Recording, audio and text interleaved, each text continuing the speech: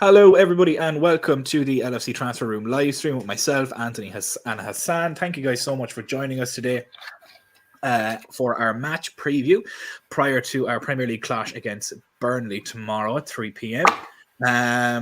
Looking forward to the game myself. Should be a good game. Hoping for a lot of goals. It's a game we should win, even though we have some injury concerns at the moment. But before we get into the stream itself, just please make sure that you do like and subscribe. Have your notifications on for all future streams and videos, so that you never miss out on any content. We'll be live after the game tomorrow from about 5 p.m. and then we'll have a regular stream then in the evening with Richie at 7:30 p.m. as well, and we'll be live again on Sunday at 7:30 again, so make sure you're around for all of them. To the point of yesterday, unfortunately there's technical issues. We do apologize that the stream couldn't get going, but to the point of the quiz, and I wanted to bring this up because this has been the ire of me for the past couple of days. Anybody that joined us for the quiz on Wednesday for a 10k subscriber special would have known that Matty won the quiz by 7 points. My two answers in the last episode, the last question, were not on James's list, unfortunately. However, upon a VAR review, they were found to both be 10-point answers. So Stephen should have won by 12 points. But we'll save that for a different time. Jamie Hughes and Jen, you guys were there. You watched the quiz. I should have won by 10 points, but I'm not bitter about that at all. Less said about it, the better. They were just all ganging up on the paddy. That's just the way that I look at it. But we have a Premier League game tomorrow to look forward to. Anthony, are you looking forward to tomorrow? Happy to see us back in the Premier League again, maybe with a bit of an easier fixture, so to speak. Any sort of predictions, thoughts on the game tomorrow? Worries at all? Maybe it could be a trap game. What do you think? No, I mean, what we played 19th in the Premier League, so at Anfield as well. Let's not forget that. I think we've struggled away from home against these lower sides. Even when we're competing for the title, like we drew to Luton, Burnley had their couple chances in the reverse fixture, but we're at Anfield. Endo's back. I don't think it should be any worry for us, but you never know. Anything can happen with these relegation sides. So they love to turn up against the big clubs, especially like Liverpool. But looking at our team, I don't think we should really doubt them against Burnley.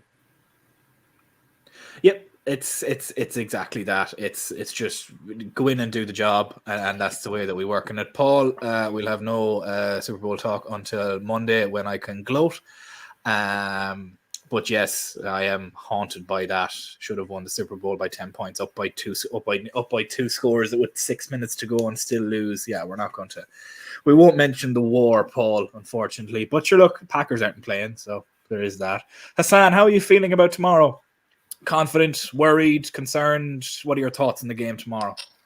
No, as Anthony said, I'm very confident. The biggest factor is Anfield.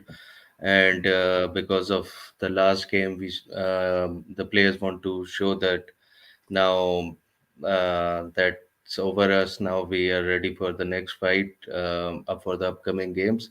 And injury-wise, there are some problems, but there are good news of Endo coming back, and um, uh, Bradley, I think, is not coming. He's still on compassionate leave.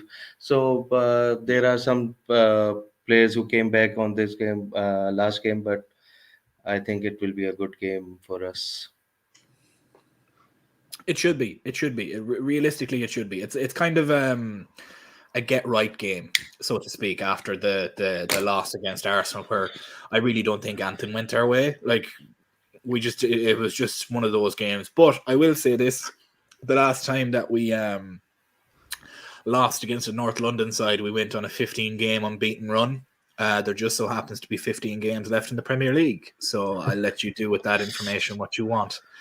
The question really comes in is we didn't really see the extent of the loss until obviously Man City played Brentford, and Brentford gave us a bit of hope in the first half with their goal.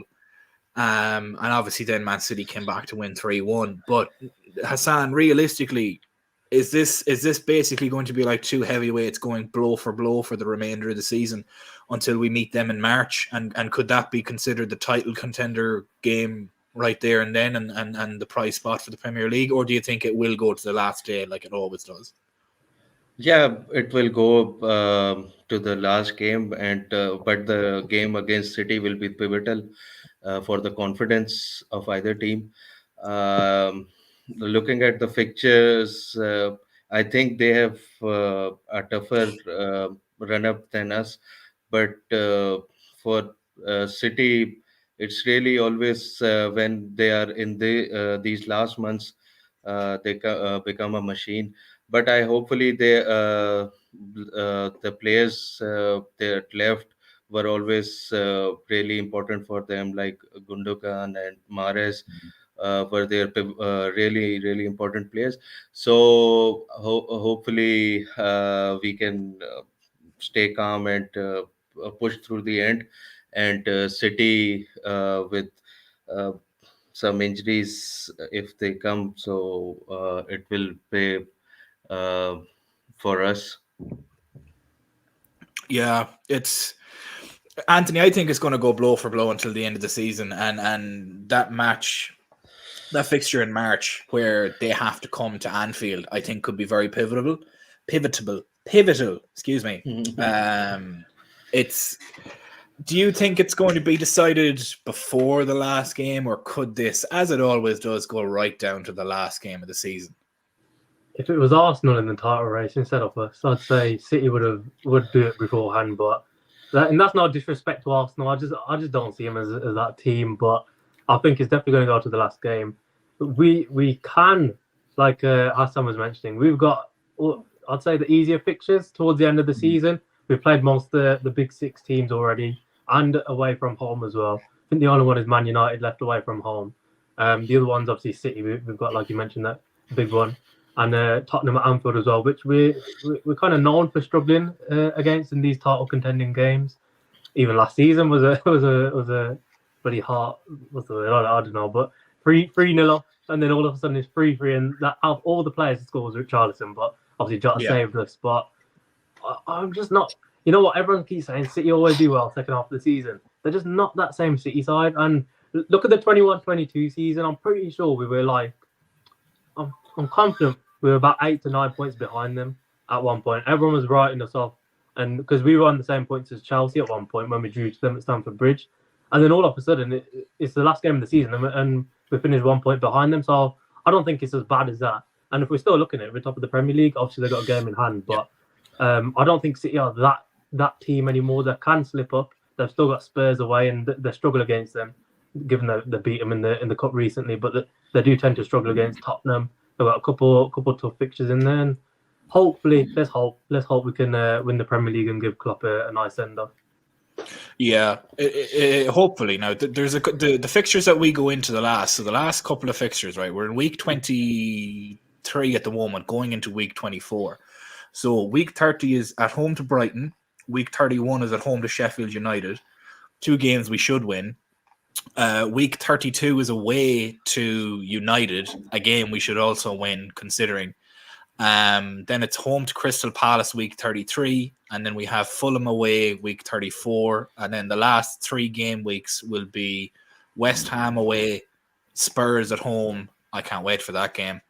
And then we have Aston Villa away, second last game week, and our last game week is at home to Wolves. It's very storybook, considering that could be us winning the league at Anfield, but City also play at home. So City's last couple of games, I'll just go back through them. So City's running in the last sort of 8 weeks of the season, like mid-April to the end of May. They have Arsenal on the 31st of March. Then they have Aston Villa the week after, both at home. They then travel to Crystal Palace, and then Luton at home. Who do they have after that? Week 34. They have Spurs away. That could be a bit of a bogey game for them in week 34 and the 20th of April. Then they have Nottingham Forest away. If Divock Origi hangs around, maybe he could do us a favour. They have Wolves at home, week 36. And then Fulham away, week 37. And week 38, they have West Ham at home. Not exactly the easiest fixtures one way or the other, but games you would expect us to win. But you can see a couple of bogey games there. Specifically for us, I feel it could be that United game. and specifically, and we all on that Spurs game too. And for them, I can see it being one of the West Ham games, or I can see it being possibly the away fixture to Spurs. The rest of it, I don't necessarily see them losing myself. It's an interesting run in of games, but it would be.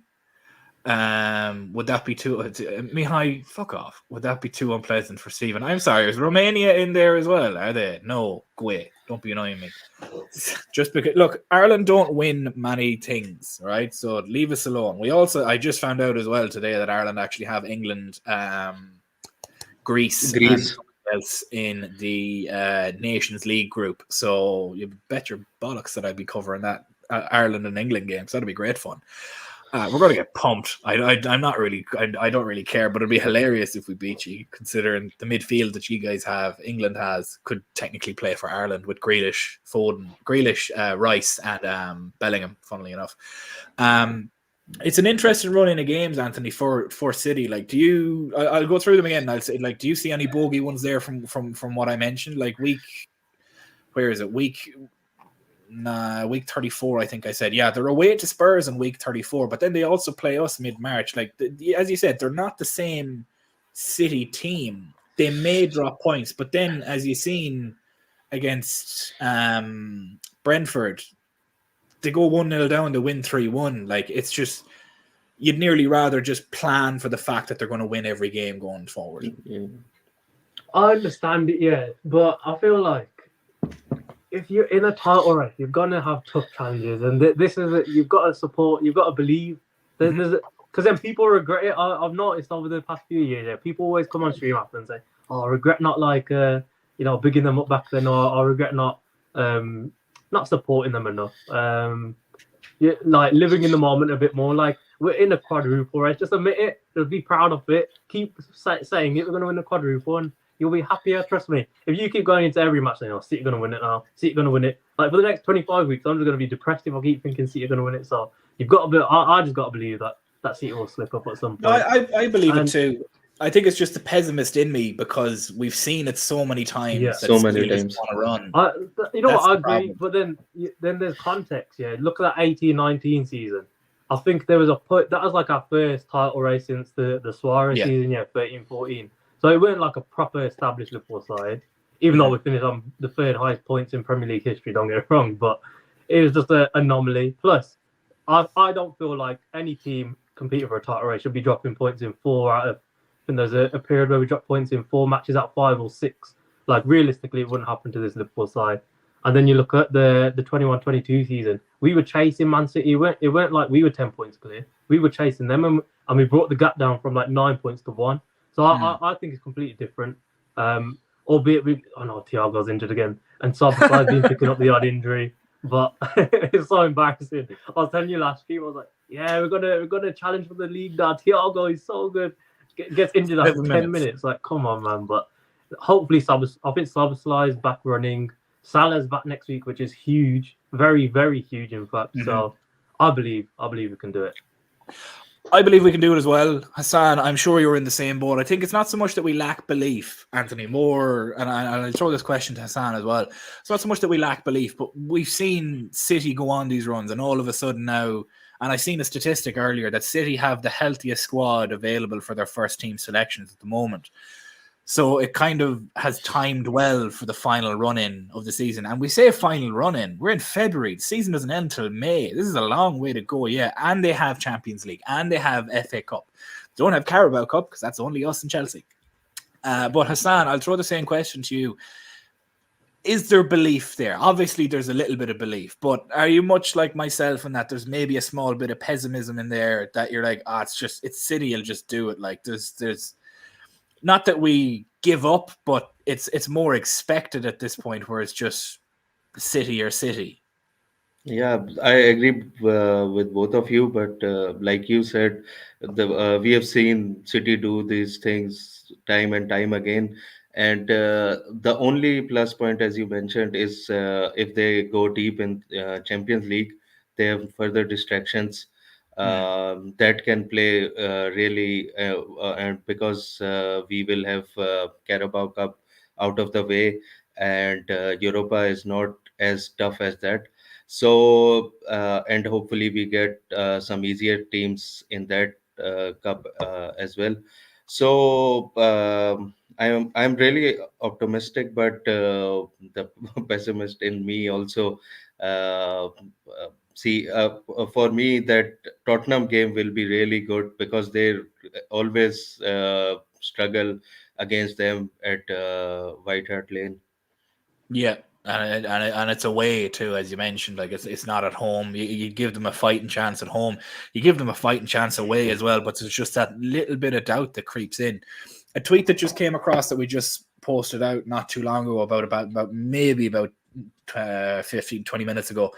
According to reliable reports in Leverkusen, they are now looking to find successors for Xabi Alonso ahead of a possible departure in the summer. I believe the Spanish guy, what's his name? Begins with an L, L-O-T. Lepotogi. Yeah, that's him. They're apparently looking at him, but he's also waiting till the summer. Hassan, is it kind of written in the stars at the moment that Xabi Alonso may be coming home, so to speak, to his second home? Yeah, I think it is as if now it looks like the worst kept secret, because for me he's the hottest property around, and for his Liverpool connections, it will be a win-win situation for FSG and the fans, because he's really popular. He was not a player who was just okay for us or who came for some time. He was a proper player who gave his everything for us. He was uh, uh, part of the world's best midfield, as we used to say. And I'm really excited because with every other candidate, if we will look at the negatives really deeply, but with Chabi, we will give him more time than the others. Yeah, I see. Time is a thing that's needed. Like if you take a look at if you look at Ten Hag, for example, he's been given 18 months. Technically now he's going into the 2-year period. Like by the time he finishes this season, he'll be there for 2 years. An example like that is where there's no identity, there's no form of football that's being played at all, and he's been backed. And anybody that says he hasn't been backed is just talking out their arse, to be perfectly honest with you. Like he has for over $500 million spent and nothing to really show for it, to be perfectly honest. Anthony, with what Alonso has done in his 18-month stint to 2-year stint with Leverkusen, bringing them from a relegation team to getting Europa, and now currently leading the Bundesliga with an unbeaten record, which is absolutely astonishing, almost similarly to how Leicester came and won the league a couple of years ago. Would you is he your number one option? Would you consider anybody else, or is it Alonso or bust? I think it has to be Alonso, just because you can see the potential in him compared to. I don't think anyone's seen a real weakness in Xabi Alonso's sort of management so far. That's the only issue, and maybe it will come apparent if he does come to Liverpool. Who knows? The only way is if we do employ him. But just when I hear the names of the other managers, I was hearing Nagelsmann. We've already seen the weakness to employing him in charge. With De Zerbi, I think he's had a bit of a bad patch recently. It shouldn't really discredit him as a manager as a whole, but I just think Xabi Alonso is the main one.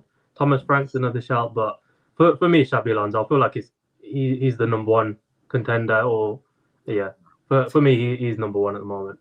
And no, I watched it. Oh, sorry.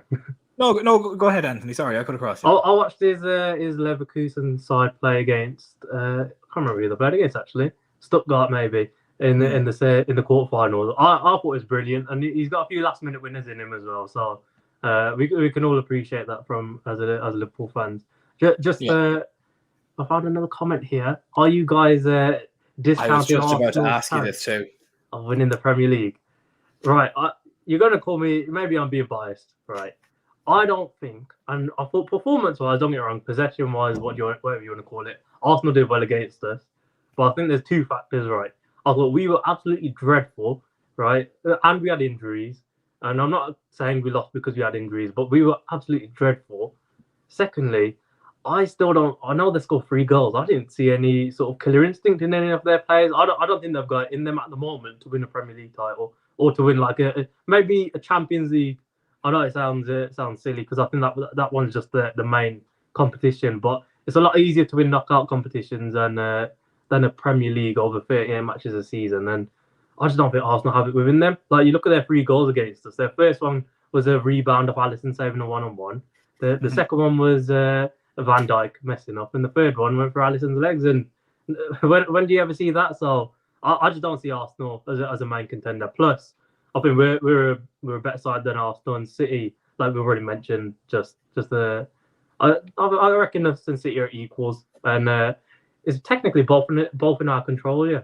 So if we win all our matches, we win the league. If City win all their matches, then they win the league. So I think I don't want to 100% discredit Arsenal, but I just don't see them as that team personally. No, I agree with you. I don't particularly see them myself.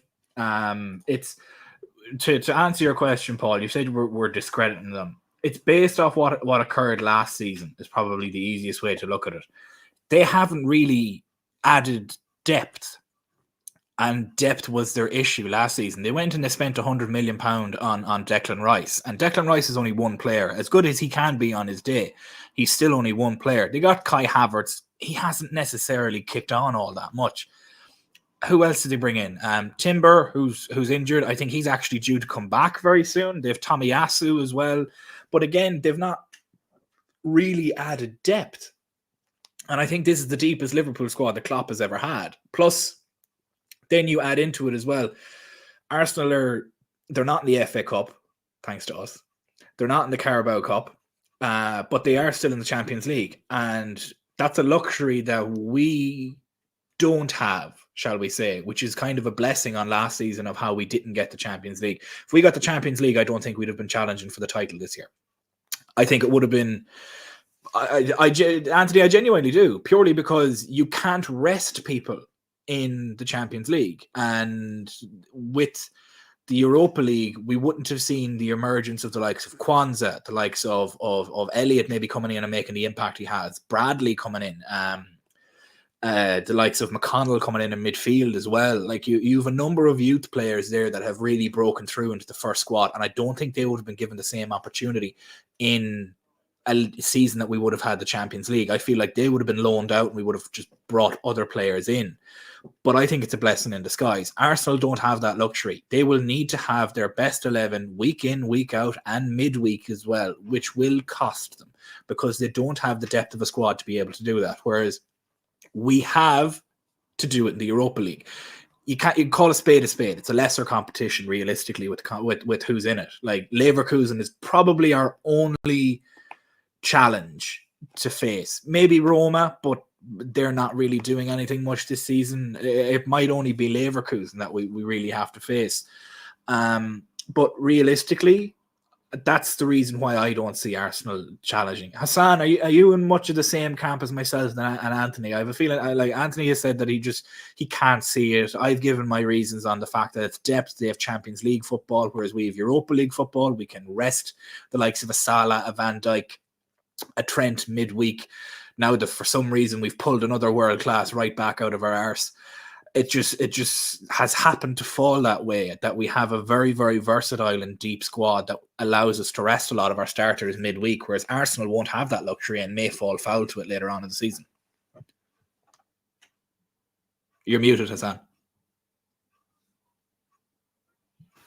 Yeah, as you said, that Arsenal, for me, for them, first before winning Premier League, they have to win something else.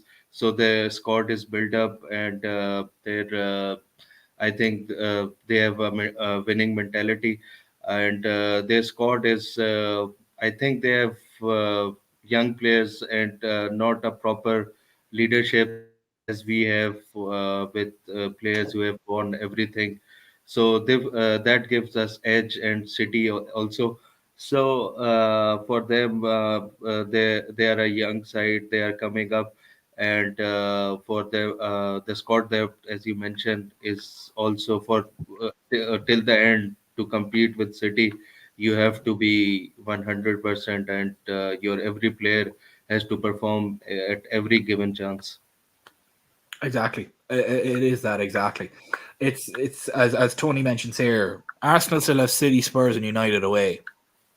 They're not easy fixtures to go to. We came away with a point against City away, which I thought was a great result myself, considering it was basically just two heavyweights going blow for blow. And then we won't talk about the Spurs game because that's just a farce in itself. And obviously, United at home, they parked 11 men behind the ball and we couldn't break them down. That's how that game went.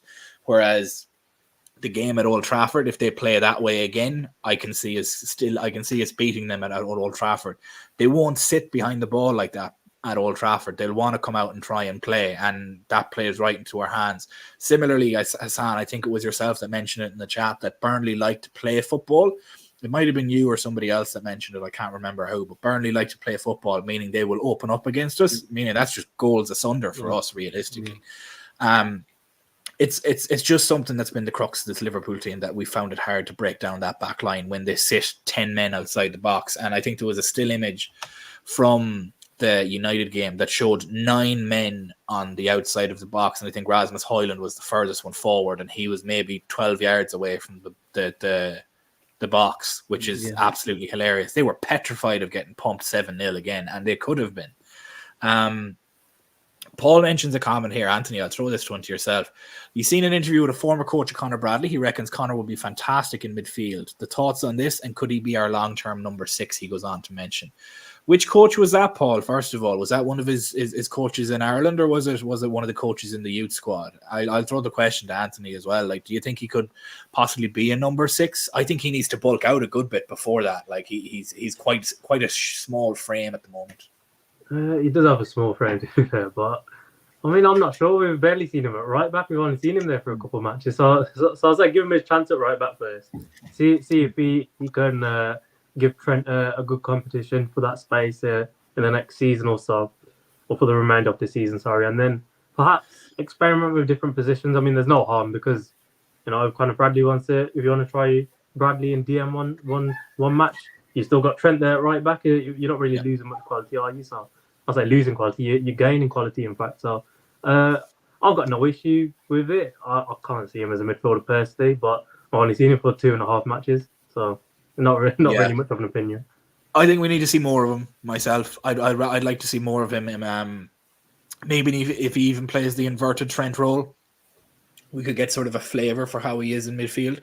But even at that, I still think he's too defensively sound to move him up the pitch. I think he's perfect where he is, purely for how he gets a foot in and how he gets a tackle in.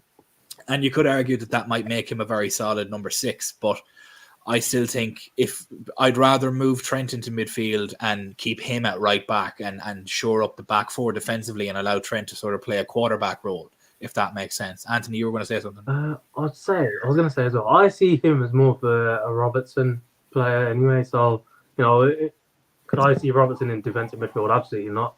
That's not saying Conor Bradley can't play there, but I just think he's more suited to a fullback in the Liverpool side. Under a new manager, though, who knows? Under Xabi Alonso, he might want to play with Bradley and DM, but I just can't see it personally. No, I to be honest, I think we need to see more of him before we can even make that decision, realistically. Hassan, are you in much of the same camp as well? Like, we just need to see more before we can make a decision on what possibly could be his best position. I think he's too defensively sound to move him away from the back four, but you might have a different opinion. No, I completely agree with you guys. I think we should be really careful with him. Like we have seen, like Besiktas, at that time we had to throw him in, and now he's suffering from injury, stress fractures. He's a young player. We don't have to use him extensively. We have to manage his hours and build him up for the future. Tyler Morton, when he comes in, he looked really good. But for his physical development, we had to send him on loan. Now he's doing really well. So for these players, we have to be really careful. And Klopp is really great with developing these players. So I think it's a position it is suited for him. And for experimentation, we can move Trent at midfield and let him learn this position better. And after that, when he is mature and he's really ready for first time team player, then we'll see how new manager takes him. Yeah, it is. It's just we need to see more. Is essentially the the the the word of the day. We just need to see more of him. Before we move on to the next couple of topics, which will be some predictions for the game tomorrow, just please do make sure to like and subscribe if you haven't done so already. Make sure that you have your notification on for all future streams and videos. We'll be live after the game tomorrow at 5 p.m. thereabouts UK time. For a post-match stream, quick half an hour stream to react to the game. Hopefully it's a good reaction that we have, and then we have our regular stream at 7:30 tomorrow evening, and we'll be live again from Sunday 7:30, all times in the Greenwich Mean Time, GMT.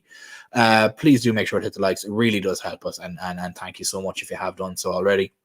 It's very much appreciated. But we'll get into our predictions for tomorrow before we start finishing up with tonight's stream. Anthony, with tomorrow, give me your predicted 11 for tomorrow of how you see us lining up. Oh, we have Hassan after dropping, unfortunately. Hold on, I'll fix that. There we go. Mm-hmm. Predicted 11. Well, I'll go with Alisson in goal, Trent, Kwanzaa, because Konate is out, obviously. Van Dijk. I think Robertson's going to get his first start. I think Gomez has played really well lately, but just for rotation reasons. Will we see Endo? He's just came back from the Asia Cup. Will we see Endo? I reckon we will. And then I reckon it'll be Mac Allister, Curtis Jones. I wouldn't be opposed to Gravenberch in a match like this. I assume his confidence or whatever might be a bit low at the moment, especially like everyone's just going for him on social media at the moment. He must see it as players. I'm sure they must come across it. And then front three, Nunez, Jota, and who's the other one? Diaz, I reckon. What about you? Yeah, I'd be the same. I would see. I find it hard to drop Joe Gomez. That's my only issue. I'd have exactly the same team, only I'd have Joe Gomez as left back, and that's purely on form alone. And I have been one of his harshest critics during the summer last year, and he was one player that I said we should fire from a cannon. And he has made me eat my words. And we just have Hassan back now, so I'm just going to switch this over and we're going to get him back in. There we go. Perfect. I was one of his harshest critics last season, or last summer, should I say, saying that we needed to get rid of him, that he's been a liability since 2019. He's never refound his form again. And to be honest, I should slate our players an awful lot more often because, by God, has he come out and made me eat my words. I still think Robbo should get extended minutes. In a situation where I think maybe he comes on Robbo will come on maybe in the 60th minute, 70th minute, preferably 60th for the likes of Kwanzaa, and then move Joe Gomez into the right-sided centre-back role to allow him his full 90, or just come straight on for Joe Gomez, whichever really suits. Like, it all depends on how the game flow is going, yellow cards and whatnot, but I do think Andy Robertson needs to get extended minutes in this game because it is not really a more perfect game for him to do that. Like, we have a double game week coming up where we're going to need some squad rotation too, and it's the perfect opportunity for him to get good minutes against a side that he can perform well against. And this is not to discredit Burnley at all. They're a Premier League side, but they are in 19th at the same time. You need to look at it through an actual proper lens as well. Midfield, I can see it being Endo, Jones, and Mac Allister. Absolutely, I think moving Mac Allister up is going to absolutely open up our front three, and then Diaz on the left, Nunez on the right, but they can also interchange and have Diogo Jota up the middle. But I think all three of those players across that front three can move into each other's positions and just cause absolute havoc to a back four, because you could be a right back facing Nunez, and then all of a sudden you have to stop thinking about, oh God, who's going to run in behind me when Diaz is going to take the ball in front of you and try and go past you. And then all of a sudden you have to worry about where's Diogo Jota at, because he'll just steal a goal out of nowhere. And then now all of a sudden you have to worry about Nunez darting in behind you again, and it'll just cause havoc. That goes across every defender across the back four, realistically. Paul mentions here about playing Trent in midfield. It'd be a perfect game to experiment. Trent and Mac Allister at the 8, Endo at the 6, and Gomez at right back. That's actually a really, really interesting idea, Paul. to move Trent up into the midfield to play the 8. But see, then you're dropping Jones and perhaps maybe you bring Jones on then for Gomez at right back or Andy Robertson at left back to give him his minutes, and then you move Trent back into the right back role and then move Gomez over to left back. But Hassan, this is a headache we've never really had before of too many players that can play multiple positions, and God, where do we play them? Give me your predicted 11 for the game tomorrow and what you think it's going to be. Yeah, I remember in the summer everybody was worried about the defense. Now we have the most options in the defense, and for me, it is a really good option. Gomez has now become our Milner. He can play at anywhere. As you have guys noticed, he's almost in the midfield, giving passes away. He's really mature on the ball. So I think, as you mentioned, this is the game for Robertson to play the 90 minutes. So for me, I think Robertson will play left back, Konsa and Virgil will be the centre back, and right back will be Trent, and Endo, Jones, and McAllister will play the midfield, and Jota, Nunes, and Diaz at the front.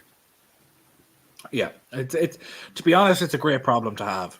That we have a lot of players that can play multiple positions. They can technically be positionless and can move all over the pitch. It's almost like this team is set up for Xabi Alonso, considering how he likes to play his back three, how he likes to play a midfield 5, or if he plays a front 2 or a front 3. He is spoiled for options if he does come here. And to be honest, out of all of the coaching opportunities that's available at the moment, you have obviously Roma, who are getting Saudi investment at the moment. They're looking to buy Roma for 900 million euro. You then obviously have the Barca job that's opened up at the moment. I have a feeling there'll be a couple of more coaching options that will open up, but there's not really much of a project in Liverpool, if that makes sense. We are a set team. You need to add maybe 2 to 3 more pieces. And sure, wouldn't it be fantastic if he brought Verts or Hincapi with him to Liverpool, and all of a sudden now he has his left side as centre back, left back, or he has his attacking midfielder that he wants to use in this team. We don't know if Salah is going to leave, which would give Liverpool an injection of 150 to 200 million pounds. I know, Anthony, you're shaking your head, but I'm being devil's advocate here and looking at all possibilities realistically. I think there's more of a possibility of us re-signing Thiago than there is of Salah leaving in the summer. That's my opinion on it. But looking at all of the possibilities, it could be seen as, here you go, here's 150 million, 200 million of a war chest, along with whatever winnings and Champions League football and Premier League winnings that we may get as well. And it's like, here, pick 3 players, go for them, we'll get them.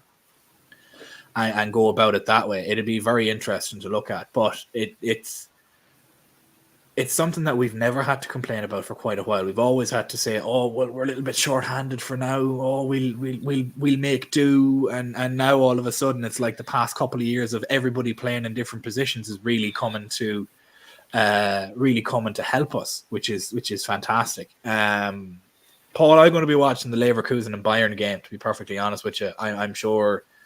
Anthony, Hassan, are you the same? You'd be watching the Bayern and Leverkusen game? Absolutely. Yes, absolutely. Yeah, because who wants to see Forest and Newcastle when you can watch the top 2 in the Bundesliga? Now, I may switch back over to the Forest and the Newcastle game for my FPL. That'll be about it, realistically. But before we finish up, what I do is I get some score predictions and man of the match predictions from our 2 panelists here. And in the chat as well, please feel free to fire in what your score predictions are going to be and what you may think the man of the match is going to be, or even a pivotal moment in the match. Hassan, I'll go to yourself first. Score prediction and man of the match, please. Man of the match, McAllister in his new position. And for score, I think 3 or 4-0. Fair enough. Who do you think scores the goals? I hope there's a hat trick for Nunes. So we can go past his goal post antics, and one for McAllister. Are you in the same boat as Paul here, Anthony, hoping for a Joe Gomez goal, or do you think maybe he's saving that for a pivotal moment later on down the line? Oh, I hope he saves it for the Carabao Cup final. That's my dream now. And then last minute, and then he just knee slides in front of all the Liverpool fans. And, that's the dream anyway. But who cares when he scores? He just needs to score before Klopp leaves. He could not score. He could not score without him going. But I agree with James. 3-1, I reckon. I like the wrong one. I don't know that was me that kicked that, sorry. Oh, never mind. But I reckon 3-1. I think if Robertson starts, he's very shaky defensively, to say the least. And I think Burnley could have a go at us and get one of those goals like we've seen Bournemouth get against us this season as well. So I don't think we're 100% defensively at the moment, but you never know. I think maybe a lot of the players will have switched up since that Arsenal game, and hopefully it's a bit of a, let's say, humbling for them or realisation. For them to start actually performing well again. Not that they weren't playing well before the Arsenal game, but it was a bit of an embarrassment to say the least, that one. So, 3-1, I reckon Jota, Nunez, and I'll go with Jota 2. I've got faith in the Portuguese man.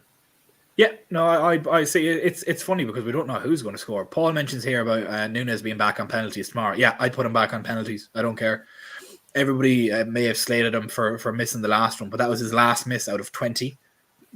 If you have 20 of 21, you're nigh on perfect. So realistically, I wouldn't take him off, to be perfectly honest with you. We have multiple penalty takers that are on that team. Virgil, we have Mac Allister, we have Trent, we have Nunez as well. Jota as well is fantastic, a very good finisher. There's multiple penalty takers on it, but I wouldn't take it away from Nunez. No, not at all. Myself, I would have our score prediction at as same as James and you mentioned, Anthony, 3-1. I'd like to say we could keep a clean sheet because I have Trent in Fantasy Premier League, but I'll take an assist or two from him instead to make up for it. But I think, as you mentioned, the loss against Arsenal is that humbling or gut punch that they may have needed to be like, okay, let's stop fucking about here and let's actually start properly defending. And Paul, I'd love for Joe Gomez to score realistically, but to be perfectly honest, I would love for him to save it until that home game against Wolves all the way at the end of May that wins us the league. I'm writing it into the history books now, and I'm willing it into reality that would be the goal that Joe Gomez scores to send Klopp off from his Liverpool journey with another Premier League with a goal against Wolves that would push us over Man City. It would be beautiful.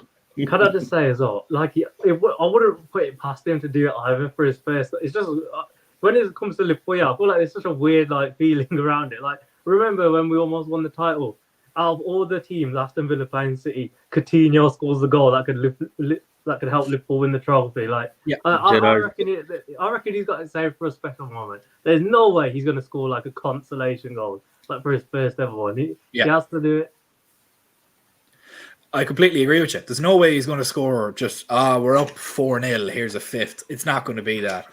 It's going to be a big goal. It's something that is in the Liverpool DNA. There are no small moments. It's just consistent big moments. And that's why this team has taken probably a decade off my life expectancy so far. And I'm sure it'll take more off by the end of the season. But it is an interesting one. And hopefully we have positive things to say about the game tomorrow. But before we finish up, I do want to say thank you everybody so much for watching. Please make sure to like and subscribe if you haven't done so already.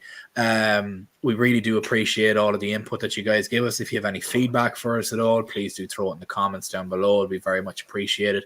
Have your notifications on for all future streams. We'll be live again tomorrow at 5 o'clock, thereabouts, GMT, British time.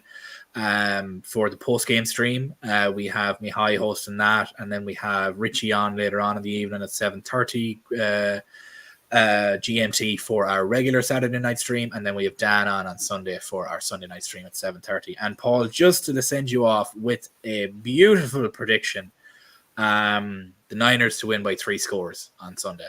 I'm just going to be bold about it. Realistically, we shouldn't have made it to this point. We've had 2 massive comeback wins against your Packers, unfortunately, and the Detroit Lions. But at this point,